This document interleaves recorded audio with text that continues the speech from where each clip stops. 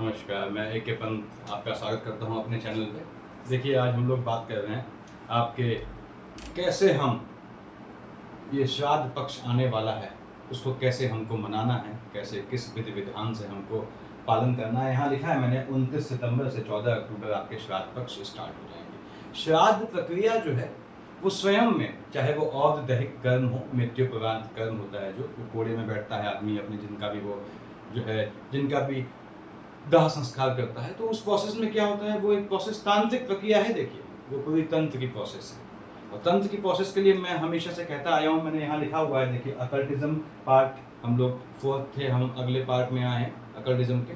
तो अकल्टिज्म में क्या है यहाँ पे कि कैसे हम जो अपने पितरों का जो नहीं है हमारे सामने शाश्वत रूप में, उनको हम कैसे संतुष्ट करें, तो उस पर हम बात करेंगे। यार, मैंने बताया आपकी पितर पक्ष स्टार्ट करने वाले हैं, बहुत सावधानी बरतनी पड़ती है। देखिए, पितर पक्ष में कुछ लोग राजा भी बन जाते हैं, कैसे बताऊंगा मैं आपको। तो शास्त्र क्या कहते हैं? शास्त्र कहते हैं कि पुस्तकालिल खिलो, पुस्तकालिल खिलो मंत्रो येन सुंदरी जप्येत न तस्य जायते सिद्धिर हा निवेद पदे पदे। यानी क्या हुआ कि किताब को पढ़ के, कोई किताब है उसको पढ़ के यदि आप किसी मंत्र को सिद्ध करते हैं या सिद्ध करने का प्रयास करते हैं, तो वो सिद्धि हासिल नहीं होती है। ऐसा क्यों है? क्योंकि सिर्फ किताब से पढ़ के क्या है, आपका ओवरऑल कंसंट्रेशन जो है वो वहाँ लगा हुआ है पढ़ने में। तो किसी भी मंत्र को सिद्ध करना है, जो मैंने अभी तक मंत्र सीरीज में बताए हैं आप लोगों को अकल्टिज्म की, तो उसको पहले आपको कंठस्थ करना है, फिर आपको सिद्ध करना है। आप किताब देख के पढ़ रहे हैं, भूल गए, फिर पढ़ रहे हैं, ना, ऐसे नहीं काम चलेगा। तो पुस्तक में लिखी जो है मंत्र को पढ़ के अगर आप सिद्ध कर रहे हैं, तो उससे कुछ हासिल नहीं हो। तो आपको ये ध्यान रखना है कि कोई भी मंत्र जो आपको सिद्ध करना है, फिर से कह रहा हूँ, उसको आपको जो है पहले कंठस्थ कर लेना है, याद कर लेना है। 29 सितंबर से 14 अक्टूबर अभी आपके जो है वो श्राद्ध पक्ष स्टार्ट होंगे। यहाँ लिखा हुआ है मैंने, देखिए, 16 श्राद्ध होते हैं, महालय श्राद्ध बोलते हैं इन्हें। पूर्णिमा श्राद्ध, प्रतिपदा, द्वितीया, तृतीया, चतुर्थी, अप टू अमावस्या। देखिए, पूर्णिमा श्राद्ध क्या है? भाद्रपद मास शुक्ल पक्ष से श्राद्ध पक्ष स्टार्ट हो जाता है, लेकिन शुक्ल पक्ष में जो पितर होते हैं हमारे, वो सोए होते हैं। वो कब जागते हैं? कृष्ण पक्ष में। तो श्राद्ध जो होते हैं वो कृष्ण पक्ष में होते हैं। अमावस्या जो हम तर्पण करते हैं वो कृष्ण पक्ष में होती है। तो यहाँ प्रतिपदा से आपके जो है ये श्राद्ध है, श्राद्ध चलेंगे, और कहाँ? अमावस्या तक। सर्व पितृ मोक्ष अमावस्या बोलते हैं। जिसका आपको नहीं मालूम है कि आपको कोई बिरादर कब खत्म हुआ, उसका अगर आपको उसके लिए श्राद्ध करना है, तो आप जो है वो अमावस्या में करेंगे। और यहाँ लिखा हुआ है मैंने, आश्विन मास कृष्ण पक्ष जो है वो बेसिकली पितरों का होता है। पितर जागृत होते हैं, चाहे वो आपके पितर हो, चाहे किसी के पितर हो। वायुमंडल में है, अगर आपने मान लीजिए श्राद्ध प्रोसेस किया या तर्पण किया, तो जो भी श्राद्ध में जो आपने भोजन सामग्री रखी, आपके पितर भी आएंगे। और अगर सात्विक चल रहा है विधान सब, तो वो पितर भी आएंगे जो दूसरों के, जिनको जो भूखे हैं, जिनको खाना नहीं मिल पा रहा है, तो वो भी आएंगे। इसलिए सबका दायित्व है कि वो पितर पक्ष में हिंदू आदमी है, हिंदू हिंदू धर्म को फॉलो करता है, तो उसको श्राद्ध करने ही करने चाहिए, तर्पण करने ही करने चाहिए। और उसके बाद यदि अदर रिलीजन का है, तो वो मैं बताऊंगा, किसी भी ऐसे रिलीजन का है जो हिंदू धर्म का, ऐसे रिलीजन क्या, ऐसी स्ट्रीम क्या है कहना ज़्यादा सही रहेगा, जो हिंदू रिलीजन को फॉलो नहीं करता है, मान लीजिए उनके अपने थॉट्स हैं, तो वो कम से कम इस जो है 16 श्राद्ध में वो दान जरूर कर दें। कैसे दान करना है, क्या करना है, बताऊंगा मैं यहाँ आपको। उसके बाद इसी पितर पक्ष में लोगों का मान्यता होती है कि नई चीजें नहीं लेनी है। और यकीन जानिए, यदि आपकी कुंडली में बुध बढ़िया है, बढ़िया प्लेस्ड है, उच्च का है, तो आपको पितर पक्ष में किया गया जो खरीदारी है, चाहे आप मकान लें, चाहे जमीन लें, चाहे आप वाहन लें, बहुत सूट करता है। तो ये डेट डिपेंड्स ऑन कि आपके हॉरोस्कोप में क्या है। देखिए, तो ऐसा कुछ नहीं है कि नई चीज न खरीदें। हाँ, जिनका बुध अच्छा नहीं है, बेहतर नहीं, जिनका 2nd हाउस पीड़ित है, पितर पक्ष, पितर साइड वाला, जिनका 12th हाउस पीड़ित है, उनको थोड़ा दिक्कत है। आपको ध्यान रखना है कि आप किसी भी स्ट्रीम को फॉलो करते हैं, सभी भाई बहन लोग जो सुन रहे हैं मेरे, वो शौर कर्म यानी कि बाल नहीं काटने होते आपको। ये 16 दिन आपको बाल नहीं काटने हैं, याद रखें। और अखाद्य का जो है वो भक्षण नहीं किया जाता, वो खैर बाद में बात आएगी। तो मैं यहाँ बताता हूँ आपको। देखिए कि अकल्टिज्म की मैंने नेक्स्ट पार्ट में पितर पक्ष को शामिल किया है, क्योंकि पितरों की जो पूजा होती है, श्राद्ध है, तर्पण है, वो भी अकल्ट का पार्ट है। श्राद्ध के प्रकार कितने होते हैं, देखिए यहाँ लिखा है मैंने, आपको यहाँ दिखा देता हूँ। देखिए श्राद्ध के प्रकार आपने कैसा नित्य लिखा होगा, देखिए यहाँ पे। उसके बाद जो डेली श्राद्ध करते हैं, कैसे श्राद्ध करते हैं, डेली लोग ऐसे होते हैं साधक लोग जो गया साइड रह रहे हैं, उनको जो है वो ठीक है, हरिद्वार साइड रह रहे हैं या वाराणसी साइड रह रहे हैं, वहाँ पे उनको नदी के किनारे नियमित श्राद्ध करते हैं। ऐसे में नित्य श्राद्ध करने वाला जो करता है वो कभी अस्वस्थ है तो वो सिर्फ जल चढ़ा देता है, उससे भी काम चल जाता है। ये बहुत अच्छा ही है, देखिए अच्छी बात है। यानी अगर आप डेली श्राद्ध करते हैं, वो भी कर सकते हैं, अलाउड है, तो उसमें आप सिर्फ डेली पानी चढ़ा दें पितरों के नाम पे, उसकी प्रोसेस होती है, तो वो भी आपको जो है निश्चित रूप से श्राद्ध में माना जाता है। फिर आपको हमेशा साल भर वैसे ही पानी चढ़ाना है, लेकिन नित्य होना चाहिए, इसलिए नित्य श्राद्ध नाम है उसका, जल प्रदान करना। यहाँ लिखा है देखिए मैंने, नैमित्तिक श्राद्ध। नैमित्तिक जो हम लोग बोलते हैं, वर्तमान भाषा में बोलते हैं एकोदृष्ट श्राद्ध, ठीक है। उसके बाद अगला लिखा हुआ है, देखिए यहाँ पे आपका एकोदृष्ट लिखा है मैंने ब्रैकेट में, काम में मतलब कोई, जैसे आपकी कोई विशेष कामना हो, उस कामना की पूर्ति के लिए जो श्राद्ध किया जाता है वो आपका जो है वो काम्य श्राद्ध हो गया। आपकी कामना है मेरे घर में ये हो जाए, उसके लिए भी लोग निमित्त श्राद्ध करते हैं। और ऐसे ही आपके यहाँ लिखा हुआ मैंने विधि श्राद्ध, क्या बोलते हैं, नांदी, विधि यानी नांदी श्राद्ध। नांदी श्राद्ध हर एक अच्छे कर्म में, आपने कहा विधि का मतलब क्या हुआ, शादी का कर्म है। आप सुनते होंगे पंडित कहता होगा शादी है या बच्चे का जन्म हुआ है, जन्म संस्कार है, नांदी श्राद्ध। तो नांदी श्राद्ध क्या है, विधि, जहाँ आपके चीजों की, चाहे वो फैमिली हो चाहे आपका घर हो, बढ़ता है तो वहां पे विधि के लिए आपके ये श्राद्ध किया जाता है। उसके बाद पार्वण श्राद्ध, देखिए यहाँ लिखा हुआ मैंने, जो पितृपक्ष और अमावस्या में किया जाता है। एकोदृष्ट श्राद्ध जो है, जो नैमित्तिक है, वो वार्षिक श्राद्ध होता है। कब, तिथि को, जब आपके जो है पेरेंट्स या फिर जो है बेसिकली पेरेंट्स, उनका निधन होता है माँ बाप का, तो उस तिथि में जो किया, साल में जो किया जाता है वो वार्षिक श्राद्ध होता है। और जो पितृपक्ष या अमावस्या के दौरान किया जाता है, पार्वण श्राद्ध बोलते हैं। अब यहाँ पे पितृपक्ष या अमावस्या में जो श्राद्ध किया जाता है, बताया मैंने, उसको पार्वण श्राद्ध कहते हैं। ये याद रखें कि शुक्ल पक्ष में हमारे पितर जो है विश्राम करते हैं, सोते हैं। तो उसके बाद क्या है, यहाँ आगे बढ़ते हैं हम इसमें कि क्या है। देखिए श्राद्ध के अवसर, मैंने बताया आपको कि हमारे जो श्राद्ध हैं जिसके इतने टाइप हैं, बेसिकली कुछ लोग कहते हैं, कुछ शास्त्र कहते हैं 3 टाइप हैं, कुछ कहते हैं इतने टाइप हैं। श्राद्ध के कुल मौके कितने होते हैं, कुल मौके होते हैं 96 जो है अवसर होते हैं श्राद्ध के। तो जैसे यहाँ लिखा हुआ है, देखिए वार्षिक श्राद्ध जो आपका तिथि में किया जाता है। किस तिथि को, तारीख नहीं बोल रहा हूँ, तिथि बोल रहा हूँ, पंचमी, षष्ठी, सप्तमी, जब आपके पेरेंट्स का निधन हुआ होता है। उसके बाद 15 महालया श्राद्ध, कौन से, ये प्रतिपदा से अमावस्या, ये 15 महालय श्राद्ध हो गए। उसके बाद देखें आप, 12 अमावस्याएं हो गई आपकी, देखिए 12 अमावस्याएं हो गई। यहाँ पे अमावस्या आप कंक्लूड नहीं करेंगे, अमावस्या सर्वपितृ मोक्ष आती है, यानी कि इसमें जब आपको नहीं मालूम है, किसी का नहीं होता है, छूट जाता है, तब लास्ट में इसमें करते हैं अमावस्या में। अब यहाँ पे लिखा है, देखिए 12 अमावस्याएं, 12 संक्रांतियां, 12 व्यतिपात योग होते हैं। उसके बाद 12 वैद्युति योग। ये इतने समय, ये तो मैंने कम दिए हैं। इसके अलावा जब आपके युग स्टार्ट हुए थे, सतयुग, कलयुग, त्रेता युग, उसमें भी उसकी अवधि जिस दिन स्टार्ट माने जाते हैं शास्त्रों के हिसाब से, कभी बनाऊंगा उस पर वीडियो, तो उस पर भी जो है उनको भी जो है शामिल किया जाता है। तो 96 बनते हैं ऐसे।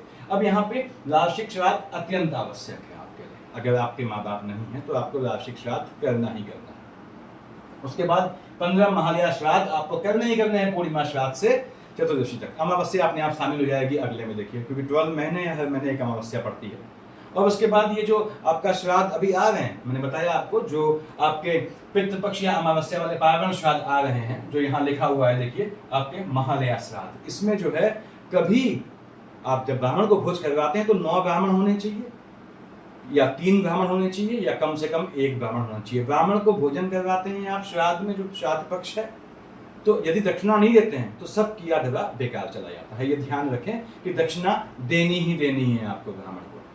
उसके बाद यहाँ पे जो तंत्र के हिसाब से बता रहा हूं मैं आपको, देखिए कि वार्षिक श्राद्ध कॉमन है, सबको करना चाहिए। महालया श्राद्ध ये करने ही करने हैं, जो श्राद्ध पक्ष आ रहा है, यहाँ लिखा है मैंने 29 सितंबर से 14 अक्टूबर। उसके बाद अब 12 अमावस्याएं, वो करे जो नियमित हो, बहुत पिक्युलियर हो इन चीजों के लिए, अमावस्या छूटनी नहीं चाहिए, फिर याद रखें आप। उसके बाद 12 संक्रांतियां, 12 संक्रांतियां, संक्रांति का श्राद्ध जो है वो अपने भले के लिए, अपने सकारात्मक पॉजिटिविटी के लिए किया जाता है। ध्यान से सुनिएगा, व्यतिपात योग का श्राद्ध तब मतलब वहां पे क्या फल देता है, जब दूसरे के किसी से आपका जो है वो विवाद चल रहा हो और वो जो है वो प्रेत वेत जो है वो तांत्रिकों की मदद ले रहा हो, तो व्यतिपात योग का श्राद्ध करने पे आपके पितर आपके साथ खड़े होके उसकी धज्जियां उड़ा देते हैं। तो जो व्यतिपात योग का श्राद्ध करता है साथ में इनके, उसके लिए वार्षिक और महालया आवश्यक है, अमावस्या वाला आवश्यक है, तभी कर सकते हैं। ऐसा नहीं कि सिर्फ आप व्यतिपात कर रहे हैं। तो व्यतिपात योग में जो आते हैं 12, उसमें श्राद्ध करते हैं तो आपका तांत्रिक प्रयोजन से कोई नुकसान नहीं कर सकता। उसके बाद देखिए 12 वैद्युत योग, कभी क्या होता है फैमिली में कुंडे में आपके पड़ती नहीं, तो कुंडे में जमीन का विवाद हो, ये हो वो हो, तो उसको शांत करने के लिए वैद्युत योग का श्राद्ध अवश्य करना चाहिए। यहाँ मैंने लिखा हुआ है यो वा विधानतः श्राद्धम कुर्यात् स्व विभो चितम, देखिए आभमस्तम पर्यंतम जगत विनाति मानव, यानी कि जो श्राद्ध करता है नियमित रूप से वो अपने पितरों को तो तार ही रहा है, और साथ ही साथ जो इधर उधर घूम रहे हैं जिन पितरों को खाना भोजन नसीब नहीं होता रहा है और किसी के मार्फत श्राद्ध या तर्पण कोई न करता हो, तो वो भी आ जाते हैं। तो वो अल्टीमेटली क्या है, वो प्राणी मात्र का भला कर रहा है। तो ये बहुत बेहतरीन जो है जीवन में सार्थक होना तभी आपका जो है सिद्ध होता है जब आप श्राद्ध करते हैं। श्राद्ध के लिए कुछ कॉन्सेप्ट मैं आपको बताऊं यहाँ पे आगे बढ़ने से पहले, कि कुछ टाइप के लोग हैं, जैसे एक वो हो गए जो न श्राद्ध करते हैं मान लीजिए और न ही तर्पण करते हैं। अब जो श्राद्ध नहीं करते तो तर्पण का कोई मतलब नहीं रहा, तो न ही तर्पण करते हैं, तो ऐसे में और न ही उन्होंने माँ बाप की सेवा की होती, तो उनकी सेकंड योनि से, उनके बाद औलादें यानी औलादों की योनि से जो पीढ़ियां हैं वो नरकगामी होती हैं, आगे उनका परिवार फैमिली चलती नहीं है।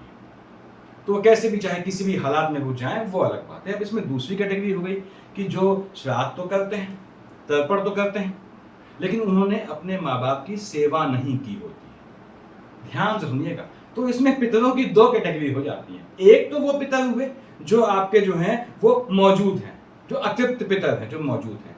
एक वो पितर हैं जो अपने जो है अगले धाम में जा चुके हैं, यानी अगले जन्म को प्राप्त हो चुके हैं, जैसे कुछ जानवर बन गए हैं, कुछ बन गए हैं, इस तरह के ये दो पितर। तो क्या होता है कि यदि आपने श्राद्ध तर्पण आप करते हैं लेकिन आपने अपने पितरों की, अपने पेरेंट्स की सेवा नहीं की है, खासकर मृत्यु के समय या पहले भी उनका अनादर किया है, लेकिन किसी कारण से आपको श्राद्ध करना पड़ रहा है, मे भी भय के कारण। देखिए काफी लोग भय से भी श्राद्ध करते हैं कि जिंदा माँ बाप तो कुछ बिगाड़ नहीं पाए, हाँ मुर्दा होकर वो ज्यादा बिगाड़ लेंगे। तो यहाँ पे उनको क्या होता है, उनका किया तर्पण या श्राद्ध का भोजन जो यहाँ मौजूद है पितर जिनको मुक्ति नहीं मिली है उन तक तो पहुंचता है, लेकिन जो अगला जन्म ले चुके हैं उन तक नहीं जाता और उनके अपने माँ बाप तक नहीं जाता। तीसरा आदमी कौन होता है, जिसने जो है माँ बाप की सेवा भी की है मान लीजिए, और उसने जो है वो नियमित तर्पण और जो है वो श्राद्ध करता है। ऐसे में क्या है, उसका बना भोजन श्राद्ध में वो पितरों तक भी जाता है, चाहे वो तृप्त हो चाहे अतृप्त हो, और जो मौजूद हैं जिनका कोई लिंक नहीं है उस व्यक्ति से उन तक भी जाता है। तो वो आदमी वो निश्चित रूप से उसका जीवन सफल हो जाता है। देखिए भौतिक जगत कहें या पराभौतिक कहें, दोनों में उसको उच्च पद प्राप्त होता है। अगला क्या हुआ, जिसने जो है माँ बाप की सेवा तो की लेकिन जो है वो श्राद्ध तर्पण नहीं कर पाता है किसी कारण से, तो उसके लिए उपाय बताए हैं मैंने, क्योंकि उसका किया धरा सब बेकार चला जाता है जीवन में, उसको नुकसान कुछ नहीं होता क्योंकि उसने जीवित रहते अगर माँ बाप के लिए नहीं किया तो सही बात है। देखिए प्रैक्टिकली का कह सकते हैं हम, तो मृत्यु प्रदान करने से क्या फायदा, लेकिन यहाँ पे शास्त्र का चूंकि हिसाब से चलते हैं तो ऐसा नहीं है। अगर आपने मान लीजिए किसी कारण से अपने पेरेंट्स के लिए न कर पाए हों, आप दूर विदेश में रहते हों या कुछ हालात ऐसे रहे हों, मृत्यु प्रदान कर सकते हैं, तो निश्चित रूप से करें। और कैसे, आपके पास पैसा है या नहीं है उससे कोई फर्क नहीं पड़ता, मैंने सब बताए हुए हैं तरीके उसमें। अगर आपके पास धन का संकट है तो भी आप कैसे कर सकते हैं मैंने बताया हुआ है यहाँ पे। देखिए अब क्या है, मैंने बताया कि ये तांत्रिक कर्म होता है। देखिए और दैहिक कर्म बोलते हैं पोस्ट डेथ रिचुअल्स।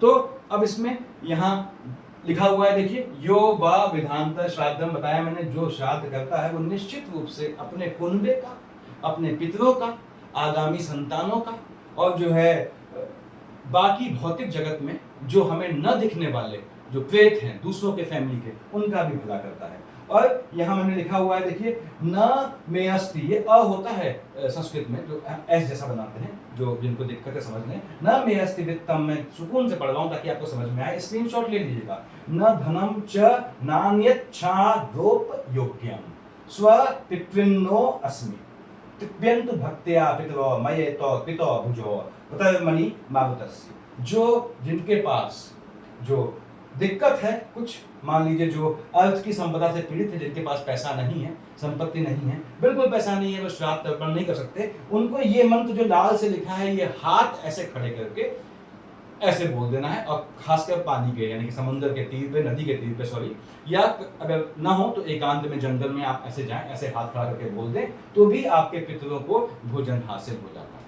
पितर कोई खाना इतना नहीं खा रहे हैं, उनके लिए अन्न का वो देखिए सब जो है सिंबॉलिक है, उनके लिए अन्न का एक दाना भी काफी है, तो उनको भोजन हासिल हो जाता है। जो निर्धन है या किसी कारणवश असमर्थ है कुछ करने के, तो वो सिर्फ ये लाल से लिखी हुई 2 श्लोक यानी 1 श्लोक सॉरी बोल देंगे, हाथ ऐसे किया जाता है उठा के देखिए, बोल देंगे। और यदि नदी के पास बोल देंगे तो समझ लीजिए नदी में आधे इतना होके पानी में ऐसे बोल देंगे, समझ लीजिए आपके जो है पितरों को मिल गया। जो गरीब है, निर्धन भाई हैं, उनके लिए ये बहुत सटीक उपाय है। और जो समर्थ हैं लेकिन विदेश में फंसे हैं, नहीं कर पा रहे, उनके लिए क्या है दिखाया देखिए, इम मोदनम नि दधे ब्रह्मणेषु दिष्टाविणम लोकजितम स्वर्गम। ये कितना है, एक लाइन भी नहीं है, इतना बोल के आपको ब्राह्मण को पैसा दे देना या भोजन खिला देना, तो वो आपको उतना ही फल मिलेगा जितना कंप्लीट। लेकिन ये चीज तभी करनी है, ये 2 चीज। अब ये लाल वाला बोलेंगे, आप पैसे वाले हैं, आपने बोल के ऐसा कर दिया, आपने लाल वाला बोल दिया,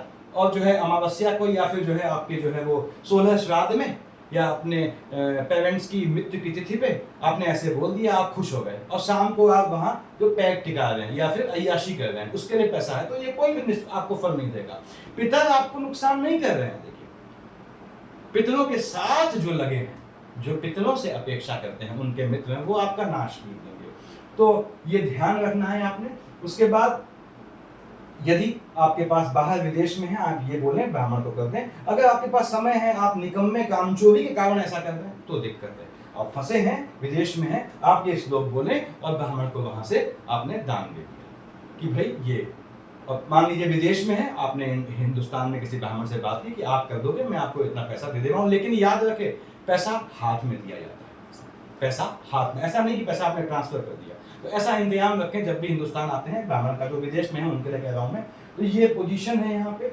उसके बाद नैव श्राद्धम निरज्येत, यानी कि श्राद्ध एक बार शुरू कर दिया तो ये जो है पॉइंट ऑफ नो रिटर्न है, इसको आप रोक नहीं सकते। याद रखें, रोकेंगे तो आप नरक के गामी बनेंगे। तो यहाँ लिखा है मैंने कि श्राद्ध आपको अगर स्टार्ट कर दिया तो छोड़ना नहीं हो, स्टार्ट तो करना ही करना है। आप अपने लिए सुकून के लिए जी ले रहे हैं, लेकिन अपनी संतानों का सोचें, उनके आने वाले समय में दिक्कत खड़ी होने वाली है। आप सुबह जो है 16 अभी श्राद्ध चलेंगे, आपके जो भी तिथि पड़ती है उस हिसाब से नवमी का श्राद्ध यहाँ लिखा जाता है। देखिए मातृ श्राद्ध लिखा है मैंने। उसके बाद जैसे कि आश्विनी मास कृष्ण पक्ष से आपके जो है वो जाग जाते हैं, मैंने बताया आपको, इस शुक्ल पक्ष में सोए होते हैं पितर। तो अब यहाँ पे आपका ब्राह्मण आता है पूजा करने। हालांकि नियम तो यह है कि मृत्युपरांत कर्म और दैहिक कर्म या श्राद्ध कर्म करवाने वाले ब्राह्मण को जो है वो नशाखोर नहीं होना चाहिए, मदिरा मांस मदिरा का परहेज न करता हो, नहीं तो आपके पितरों को दिक्कत आती है। यहाँ पे ये ध्यान रखें कि आप ब्राह्मण को बुलाते हैं तो यहाँ लिखा है कुतुब अवधि। कुतुब अवधि क्या है? 11:53 AM से 12:41 PM पड़ेगी इस बार। लगभग कितना है, लगभग आप घटा लें, मेरे ख्याल से 40, 45, 50 मिनट, 48 मिनट पड़ेगी। तो ये वो अवधि होती है जो मध्याह्न का समय है। अब आपका ब्राह्मण है, उसने कहा मैं सुबह 5 बजे आ जाऊंगा, करवा दूंगा। आप भी बड़े खुश, यार 5:30, 6, 7 बजे मैं निपट जाऊंगा। पिताजी मतलब वहां पे पिता भी खुश और मम्मी पापा भी खुश और मैं भी खुश, ब्राह्मण भी खुश। आपने कर दिया नहीं, वो किसी फल नहीं गया। क्यों? 5 बजे आपके पितर उठे नहीं होते हैं सुबह, ये ध्यान रखें। तो समय होता है इसका, मध्याह्न का समय बेस्ट। आपका ब्राह्मण आता है, कहता है 12 बजे के बाद आऊंगा, तर्पण खुद कीजिए। किस ड्यूरेशन में? 11:50 से 12:41, ये मध्याह्न का समय है। तर्पण खुद कीजिए, उसके बाद ब्राह्मण से कि ठीक आ जा भाई, तू 1 बजे आ जा, आप 1:30 बजे आ जा, 2 बजे आ जा, 3 बजे आ जा। ये आपने ध्यान रखना है। Qutub basically that is the best time for तर्पण के लिए और आपके श्राद्ध करने के लिए ये बेस्ट टाइम होता है। तर्पण आप खुद करना सीखिए। हर अमावस्या को श्राद्ध संभव नहीं है, देखिए, तो तर्पण किया करिए। यम ब्रह्मम वेदांत विदो वदंती परमं प्रधानम पुरुषम प्रधान्ये, ऐसे पढ़ेंगे आप। विश्वोद्गते कारण मीश्वरम्बा तस्मो विनय विद्नय विघ्न विनाशनाय, यानी कि आप जो है गणेश जी का नाम लेके आप स्टार्ट करते हैं। तो ये ध्यान रखें, विघ्न विनाशनाय, तो गणेश जी का नाम लेके तर्पण करें। बहुत आसान होता है, छोटी सी किताब आती है, आप कहीं से मंगवा सकते हैं। अभिषिक्ता पूजितम यह ऐसे स्टार्ट करेंगे आप बोल के। ऐसा मैं बोल क्यों रहा हूं, क्योंकि याद रखें तर्पण और श्राद्ध अगर आप ऐसे मन में बोलेंगे तो किसी फल नहीं देगा। मैं बता चुका हूं पहले आपको कि तर्पण और श्राद्ध में आपको बोलना पड़ता है। आपने कहा सर अभिसिद्धार्थ सिद्ध्यर्थम पूजितो यह स्वरपि सर्वम विघ्नच्छेद तस्मै गणाधिपतये नमः। भो दीव जो भी है, भो दीप देवुपृष्ठम, तो खैर ऐसे बोल के पढ़ना है आपको, ठीक। ये ध्यान रखें। तर्पण आप खुद पढ़ सकते हैं, इसके लिए पर मुखापेक्षी यानी दूसरे का मुंह देखने वाला न बने। तर्पण खुद पढ़ने की आदत डालें, छोटी सी किताब होती है। उसके बाद श्राद्ध है, बड़ा भाई पढ़ सकता है, छोटा भाई पढ़ सकता है, ठीक है। बीच में थोड़ा प्रतिबंध होता है तो कोई पढ़े, इसमें चिंता की जरूरत नहीं होती। बड़ा भाई पढ़ रहा है, मान लीजिए 5 भाई हैं तो सबको समान फल मिलता है। कोई एक भाई पढ़ रहा है तो सबको समान, बड़ा या छोटा पढ़े, छोटा पढ़ रहा है सबको समान फल मिल रहा है यहाँ पे। अगर बहनें भी हैं आपकी, आप पढ़ते हैं मान लीजिए, तो आपकी बहनों को भी इक्वल फल मिलता है। तो इसमें ऐसा कुछ नहीं है कि जो श्राद्ध कर रहा है अगर 4-5 भाई हैं तो उसी को फल मिलेगा ना, ऐसा कुछ नहीं है। कोई भी कर सकता है, बदलना नहीं होता। यानी जिसने स्टार्ट कर दिया अब वही पढ़ेगा। देखिए ये चूंकि मैंने बताया कि तंत्र का पार्ट भी है, तो इससे पहले मैंने आपको जो 3-4 वीडियो में बताए थे, जो इससे पहले हनुमान जी का बताया और जो आगे बताऊंगा भगवती का, या फिर जो है माता जो है गायत्री का, या फिर गणेश जी के तंत्र के विधान, तो हम सब में क्या होता है, हर एक तंत्र के विधान में दशांश का होम करना होता है। सिवाय इसके, इसमें जो है यानी कि आपको श्राद्ध कर्म या पोस्ट डेथ रिचुअल्स, या आपका जो ये कर्म है जो आप अमावस्या में करते हैं पितरों के लिए, इसका भी तांत्रिक प्रयोग है। बताया मैंने आपको, यहाँ पे देखिए कि लिखा हुआ है मैंने, अपने वृद्धि के लिए है, तो क्या है अपने भले के लिए कर रहे हैं, तो आपका तांत्रिक काम हुआ। आपका जो है आपने कहा साहब जो भी है आपने काम के लिए कर रहे हैं, कामना के लिए, देखिए क्या हो गया, आपका हो गया। तो ये यहाँ पे ध्यान रखना है आपको कि संक्रांतियां और व्यतिपात और वैद्युति में तभी करेंगे जब आप इनके पहले वाले करते हैं, तो इसका भी तांत्रिक प्रयोजन है। लेकिन सिर्फ यही एक ऐसा तंत्र है जिसमें दशांश का होम नहीं किया जाता, ये ध्यान रखें। तो ये मैं नॉर्मल चीजें बता रहा हूं आपको। आपने क्या अखाद्य है, बहुत चीजें हैं। जैसे अखाद्य में जिस भी चीज का स्वाद ऐसा समझे या खुशबू जो है वो मांस जैसी हो, मांस भक्षण जैसी हो, वहां पे जो है प्रतिबंध है। और कुछ चीजों में, सब्जियों में प्रतिबंध होता है। जैसे आपके गाजर में प्रतिबंध है, प्याज लहसुन तो प्रतिबंध होगा देखिए, सिंघाड़े में प्रतिबंध है, और मसूर की दाल में प्रतिबंध होता है। आपके बैगन कैसा बनता है, मीट जैसा बनता है, देखा होगा आपने, या कटहल, इनमें प्रतिबंध है देखिए। तो और ये एक चीज और में, गोल लौकी जो होती है वो भी आपको ये 16 दिन नहीं खानी होती, याद रखें। और साथ में अमावस्या अवॉइड करते हैं, जैसे आप एकादशी में चावल नहीं खाते हैं, वैसे ही याद रखें कि यहाँ पे आपको अमावस्या में या श्राद्ध पक्ष में या श्राद्ध के दिनों में, जो भी श्राद्ध हो, चाहे वो एक दिन वाला श्राद्ध हो, चाहे वो आपके श्राद्ध पक्ष वाला हो, यहाँ पितृ पक्ष लिखा है देखिए मैंने कि 16 श्राद्ध, महालय श्राद्ध, चाहे ये हो, पितृ यज्ञ बोलते हैं देखिए यहाँ पे, इसलिए मैंने लिख दिया है। यानी कि ये भी जो है तांत्रिक काम है। तो क्या है, इनमें आपको गोल लौकी नहीं खानी, कहीं कहीं हींग भी प्रतिबंधित मानी जाती है देखिए। उसके बाद काला नमक बिल्कुल बैंड होता है, जामुन, कटहल बताया मैंने आपको बैंड होता है, तो ये चीजें प्रतिबंधित हैं। शलजम बैन होती है देखिए। उसके बाद श्राद्ध की पूरी प्रोसेस में जो मेजर चीजें हैं जो आपको फल दे जाती हैं, मैं उनका जिक्र कर रहा हूं कि जो दोने होते हैं, ये जो पत्तल होते हैं, वो किसके लेने आपको, पलाश के आते हैं, महुआ के आते हैं, पत्ते के जो आते हैं, वो मिल जाते हैं, हर जगह अवेलेबल हैं। अब आप ले आए डिस्पोजेबल, जो क्या होते हैं, प्लास्टिक टाइप का जो भी होता है, whatever it is called, I don't know क्या है, क्या कहते हैं उसे, तो थर्मोकोल के, यस, तो उसमें खाते हैं, उसमें देते हैं, तो वो सब बेकार है। देखिए याद रखें, ये आपने पितरों का खाना रखा, सपोज ये आपने पिता के लिए और पितरों के लिए खाना रखा, ठीक। तो क्या है, आप जानते हैं कि आप नॉर्मल श्राद्ध में क्या होता है कि जब हम आपके जो है 16 श्राद्ध कर रहे हैं या अमावस्या का श्राद्ध करते हैं मान लीजिए, तो क्या है, आप श्राद्ध किसका करते हैं, आपने कहा कि पिता से, पिता के मार्फत दादा, परदादा और परदादा, ठीक। यानी दादा देखिए, उनके पिताजी और उनके पिताजी, ऐसे ही नाना में नाना, परनाना, परनाना, यानी मातामह, प्रमातामह, ऐसे सीरीज चलती है। तो 3 सीरीज तक करते हैं। तो इनमें जो है भोजन में, यदि आपने जो भोजन बनाते हैं इनके लिए रखते हैं, उसमें अगर तिल पड़ा हुआ, जब लास्ट में आप भोजन सर्व करते हैं पितरों को, तो तिल हटा दिया जाता है। तिल देख के क्या होता है कि जो पितर आए वहां तक सब सुन रहे हैं, वो उन्होंने कहा तिल पड़ा है, यानी इसका भोग कोई और लगा गया, तो वो नहीं खाते हैं उससे। तो याद रखें ये चीज कि जो अल्टीमेटली आप पितरों को परोसते हैं अपने, उसमें अगर तिल पड़ा हुआ मिला तो वो लौट जाएगा वहां से, वो नहीं खाएगा आपका। ये ध्यान रखना है आपने। उसके बाद ये शास्त्र कहते हैं, तो आपको नियमित रूप से आपको श्राद्ध करना है। और जो मेरे भाई जो कुछ अलग स्ट्रीम से हैं या हिंदू धर्म जो है वो कहीं है, अलग नहीं कर पाते हैं, किसी भी धर्म, किसी भी उसके हैं, लाइन के हैं, किसी भी धर्म के हैं कह लूँ, तो वो ध्यान रखें कि उनका वो 16 दिन और अमावस्या अगर सांड को केले खिला देंगे, सांड क्या है, बुद्ध क्या है, एंसेस्टर्स है, तो समझ लीजिए उनके जो है वो चूंकि बाउंडेड नहीं है इन चीज़ों के लिए, हिंदू आदमी बाउंडेड है इन चीज़ों के लिए, हिंदू आदमी इनसे भाग नहीं सकता। देखिए आप अपने आप से भाग सकते हैं, ये सब लौट के आएंगे, कहते भी हैं आपके कर्म जो है वो यही है, वो सब लौट के आएंगे। तो ये ध्यान देना है आपने, श्राद्ध करना ही करना है। माँ बाप नहीं है तो बिल्कुल करना है आपने। श्राद्धम न कुरुते मोहात तस्य रक्तम पिबन्ति, यानी जो श्राद्ध नहीं करता है उसके पितर बेचारे अपने किसी के माँ बाप हैं, दादा दादी हैं, वायुमंडल में हैं, तो वो कैसे आपको कष्ट देंगे। तो उनके साथ जो उनके सहयोगी जो उनके साथ इस अपेक्षा से होते हैं कि हाँ इनका श्राद्ध होगा तो हम भी भोजन कर लेंगे, क्योंकि उनके फैमिली में कोई नहीं होता है, वो आके आपका खून पी जाते हैं। ये याद रखें, खून पीना मतलब आपका खून क्या हुआ, इसको जो है मक्षिका स्थाने मक्षिका वाला काम न कीजिएगा। आपका खून कौन हुआ, आपकी संतान, आपकी संतानों को पी जाते हैं, संतानों को आगे ध्वस्त कर देते हैं जाके। ये देखना है आपने। उसके बाद मैंने बताया आपको कि श्राद्ध के क्या है, नित्य है, नैमित्तिक है, एकोदिष्ट मैंने जो कहते हैं हम काम में वृद्धि, वार्षिक जो है, और पार्वन श्राद्ध हो गया आपका। तो श्राद्ध आपने इस तरह से करना है, श्राद्ध नियमित करें, ये याद रखें।